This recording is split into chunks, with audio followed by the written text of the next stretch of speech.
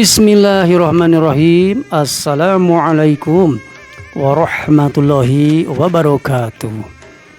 Para mitra tepang deui sareng pidangan dongeng Sunda kalayan judul Ngempur Layung di Dusun Linuhung. Naskah karya M.H. Ubaidillah. Garapan dongeng ku Mang Lili Guntur. Hatur salam kanggo mitra dangu anu satia anu tetap stay tune di ieu channel, utamina kanu parantos like, komen, sareng subscribe. Kasayan mitra dangu mugi kenging balesan pahala ti Gusti Allah Subhanahu wa taala. Mitra, mudah-mudahan pidangan dongeng Sunda ieu sing janten rencang anu utami, janten panglipur kolbu pang bebrahmana.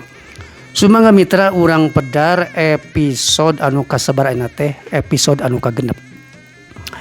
Hanca anu katunda dina episode kalima teh nalika dugika hag ari kitu mah keun atuh kula mengka waktu saminggu atawa 2 minggu mah keur milihan tangka jati umur ratusan tahunan henteu saupama geus waktuna ngaluar walaku tuar sila kadarieu deui malah jeung kula pisan jajabna oge kapaguron puseur dayeuhan. Ceki jagawana sanggeus gunem catur bari pating suruput kana cai kopi tubruk maturan kulu boled peueutan. Cenah pucuk pupuhu paguron rek ngadegeun padepokan jeung pasanggrahan cadangan di tapel wates nagri di Mandala Cangkuang. Kukituna diperlukeun Mang Kibik-kibik kai jati. Tah, nemai duit kadinya mitra. Urang teraskeun.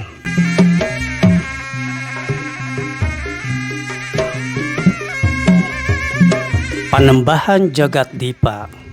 Salaku pupuhu tunggal bengketan paguron dunya pasilatan. Anu nyakrawala kacida bengisna bener-bener wara. Pasanggrahan di mana selirna ngababatang. Sagancangna menta diduruk sakalian jeung pangmesinang, termasuk para emban jeung para dayang. Atuh gumuruh letah seuneu jeung kociak dengek anu kabeuleuh teu yeuh diwaro.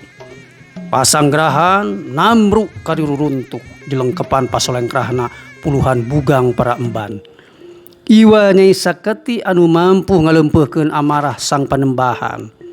Dina lahunan indung asuhna ieu jaduk jawara jeung tedak pucuk pangawulaan teh hilang kadikjayaanana. Ngaguk-guk ceurik namperkeun ka gandrung, kahanjelu jeung beragam rasa kacangcayaanana.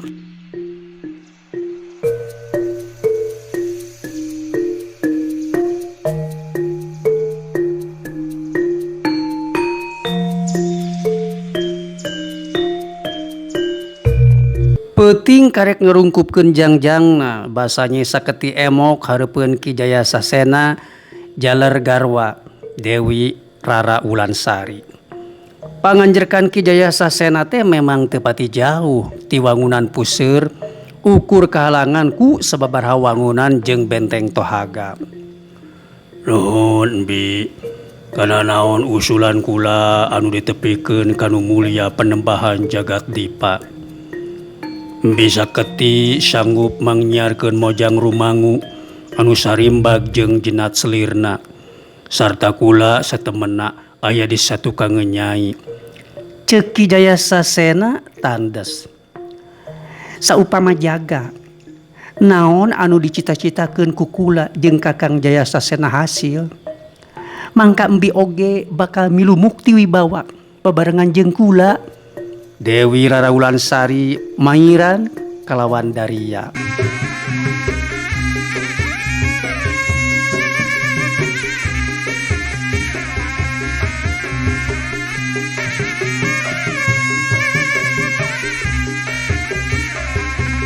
Ayeuna urang caturkeun Pandara anu keur dipeuseuh aji pedang gelap ngampar ku Ki Kartawangun. Harita Pandara ngablesat tina pucuk hunyur saterusna muter badis pangal ngangkang. Geus kitu Malik nutug bari tetep dina kayaan muih. Tungtung pedang bodasna ngahantem batu meles. Bledak. Silalatu pating buricak tina beungeut batu. Ayundari ajag-ajaragan atoh samangsa lanceuk asuhna ngabedega bari nyilangkeun pedang dina dadana. Beretek gabrug gue bangun reus pisan. Kakak hebat ih, pokna bari ti kekereket nangkep. Puguh angse buuk melesna nyerebeng minuhan rohang dada jeung lelembutan Pandara. Getihna sarita ngagolotrok. Ki Kartawangun dinu ieuh keprok laleunan. Halah, ayun ulah ongko teuing kanu jadi lancuk teh. Pokna bari cengkat tina diukna. Pandara cek panitena memang kacida cerdasna, mampu ngawasa aji pedang gelap ngampar sasara gancang. Ira atuh Ayun rek dilatih ilmu pedang Rama. Ayun dari ngelesotkeun tangkeupanana merong seukeut ka Ki Kartawangun. Saupama Ayun aya nu ngaganggu, Ayun meureun mah bisa bela diri. Hanya apan aya bapa, kata mah aya Pandara lanjut hidup Yun. Ki Kartawangun nemal tandes. Beda jeung Pandara anu nyaahna ka Ayun dari geus melesek jero. Pandara sok heran sorangan.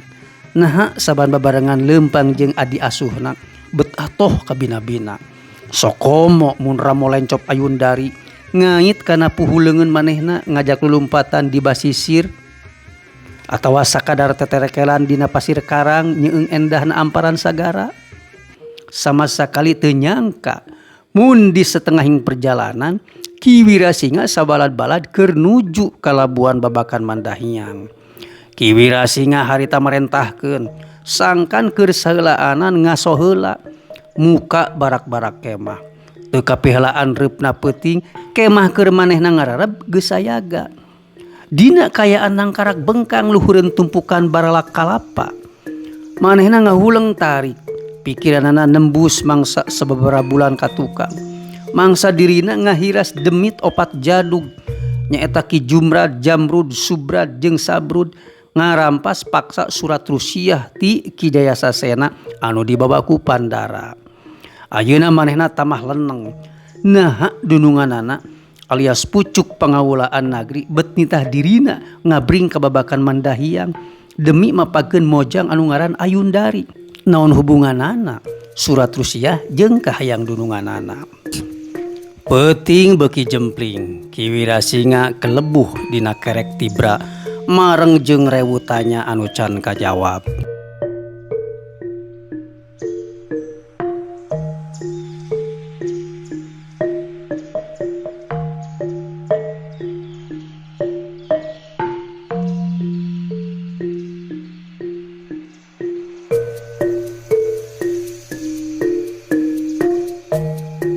Sawatara di leuweung Alaspati. Utari mah keur gedebag-gedebug di juru pangkengna. Pikiranana bangreng sokomo nu jadi aki ngajak dirina milu ngawal golondongan kai-kai jati kapuseur dayeuh mandah yang larang. Hatena ngai terus kajajaka gandang nu ngaran Pandara. Kakaraharita rohang kosong hate manehna ngarasa aya momotan anu ngalantarankeun datangna rasa katineng. 2 bulan Pandara ninggalkeun leuweung Alaspati. Tapi kalangkang jeung sagala rupana napel pageuh dina saban panenjot. Hal anu bisa dilakukeun Iwati meupeuskeun yang kana latihan. Neuleuman terus elmu lengkah sewu jeung aji ancis geni apingan akina sorangan. Sakaligus nyampurnakeun ajian harupat saktina. Sejen deui jeung Pandara manehna keur sarua guling gasahan dina pangkeng imah Ki Kartawangun bapa angkatna Kiwari.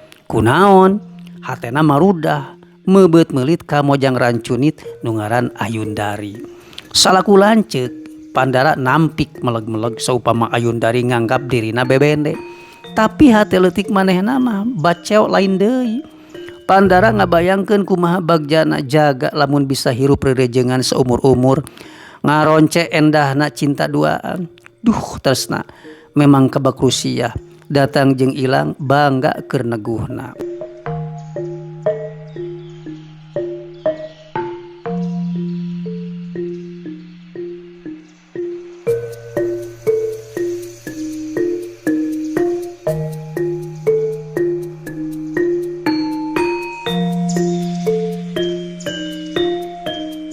Paso sore langit lenglang. Di barung hiliwir nyecep nyegerkeun waruga sadiring dumadi. Tapi harita Pandara ngagibrig panas dadakan. Samangsa Ki Kartawangun ngabetuskeun perkara eusi surat bawana. Hanya Ayundari kudu diboyong kapuseur dayeuhan mandalah yang larang. Sakur jadi selir pupuhuna kitu tah Pandara.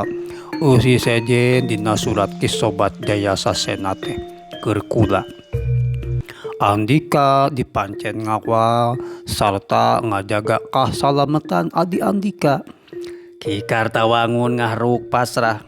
Sawatara Pandara kekerot tapi teu bisa majar kumaha. Kacida beratna ditinggalkeun ku Ayundari Pandara. Hanya ngandung hati kula bakal leungiteun hal anu hamo bisa diganti ku nanaon deui. Tapi kasatuhuan jeung kepercayaan kula ka Ki Sobat Jaya Sasena oge kasayagaan Andika jadi lancuk angkatna mampu ngubaran sebagian kamangmang tur kahariwang kula. Halah Ki Kartawangun nuluykeun deui omonganana. Karasa sorana berat pisan. Hokomo biangna ti ayeuna oge geus kumpe sudah dahar leungeul wae sare. Pokna deui saterusna ngarenghap jero.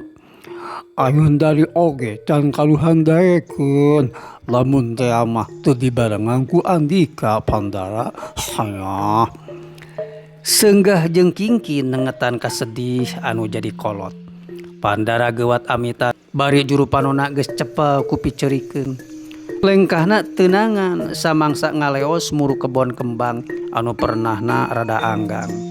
Handapeun tangkal angsana breh Ayundari keur ngadedengkluk diuk. Dina lahunanana katara aya salamar lawon sutra kelir bungur ngora. Horeng keur nyulam gambar pedang silang luhureun kembang eros. Ayundari ngorejat sakaligus metot leungeun Pandara geusan diuk rerendengan sedang sutra kayasna dikulawitkeun ka tukang. Samangsa ditanya keur saha dirina nyulam kain sutra pokna engke oge Pandara nyaho sorangan. Ayun sayaga saupama ku kakak dibawa ka Mandahyang Larang. Ceuk Pandara sanggeus ngaheneng sajongjongan. Ayundari cengkat. Nya tangtu atuh Kak, sok sanajan biang kadua Rama ngalarang oge. Ayun mah bakal maksa mangkat. Apanan nyarengan kakak. Pokna bari ngarapetkeun awak tepi ka rancunit beungeutna napel dina tak-tak Pandara.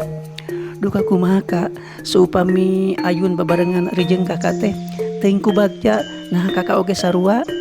Cenah deui bari nompokeun beungeut. Pandara ngarenghap jero pisan hatena ngagalantang bagja. Nya pisan dirina oge kacida bagjana. Tep paneuteup teu sadar leungeun Pandara ngusapan deudeuh. Geuning gencelang panon adi angkatna teh karempekan mutiara baseuh dina juru-juruna sarta saterusna ngageclik kana pipi. Pandara teu kuat ngarasakeun samaga hate. Kek awak Ayundari ditangkep pageuh merengan pipikiranana anu kumalayang badi selang layangan kapakan. Urang rek paturai Ayundari hatena ngareteg kingkin.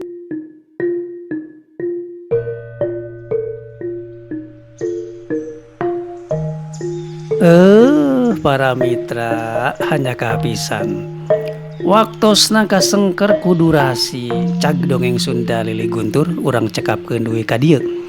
Insyaallah tepang deui dina channel anu sami. Salam baktos permios. Assalamualaikum warahmatullahi wabarakatuh.